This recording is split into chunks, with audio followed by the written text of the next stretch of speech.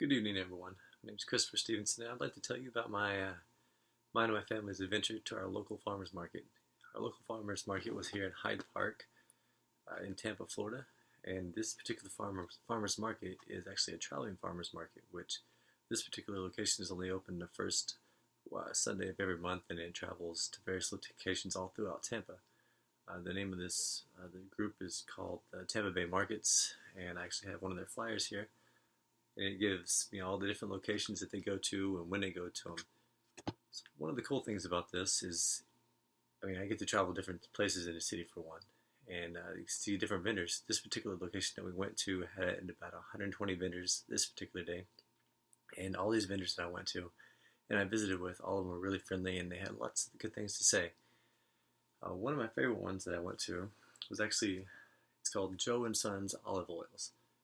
Now, I don't know how many of you are actual fans of olive oil or cook with it or anything like that, but my wife and I actually really love to cook with it. We love to put it in our salads and marinate different things with it. And this lady that I talked to, her name was Maryland, and she's actually one of the workers, of course, for there, and she gave me some of the history of the olive root and some of the things that Italy is facing with the olive fly and how they've actually transported some of these roots over to California, which is actually producing some of the best olive oils in the country or in the world right now. And another thing I didn't know is that olives are actually only harvested one time a year. So with it, these olives being these different, I'm trying to think here, these different groves being in different hemispheres, it allows for two harvests a year versus just one. So you have one in the eastern and one in the western, and it just allows for them to have more production and help upkeep with the supply and the demand. So with this particular company, all of their stuff it comes in these dark bottles, and of course I couldn't resist getting some after trying some of the various oils that they had, the various infused flavors that they had. I couldn't resist. One that I have right here is actually this is the Persian lime mixed with this wild blueberry. It's pretty amazing. Put that on a salad, and you can't go wrong. Um, so, like I said, the individual I talked to there was Marilyn. She was really helpful, and she would love to tell me the history of the olive and how everything kind of is going downhill in Italy right now because of that fly, and it's causing a lot of issues. And they're trying to figure out how they can create a hybrid and other things like that to help prevent the fly from attacking everything.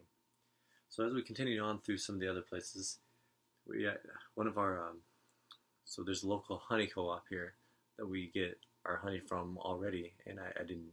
And of course, they just happened to be there, and it's called Eden's Nectar, and they had some honey there that's infused with blueberry, which I've hadn't had this before, so I had to try it. It's actually pretty amazing. We just normally get the seasonal raw honey, which comes in 4 different seasons, and it's supposed to be really helpful with your allergies if you take a spoonful a day. I tried it for a while. I didn't really notice anything, but maybe that was just me. But this is one of the local honey co-ops that we have. There's also some other local companies that we have, like Tia Bella Tea Company. There was an organic tea company that was there that locally grows and roasts their own coffee, which I bought some of that coffee and it was actually really great. I can't remember the name of the company at the moment. I don't have a card or any flyers, but it was some pretty great coffee.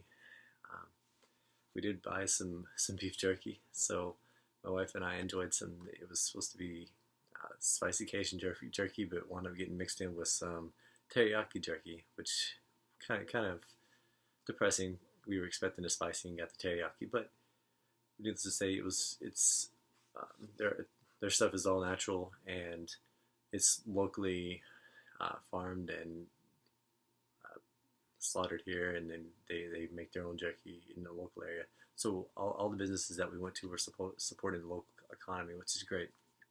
Then we also had some of the different local farmers that were there that were handing out the cards for various things. Like this one is actually $10 off of your first share that you buy, because they have monthly shares that you can buy to feed up to 2 to 3 people, 4 to 5 people, and then it goes up to 5 or more.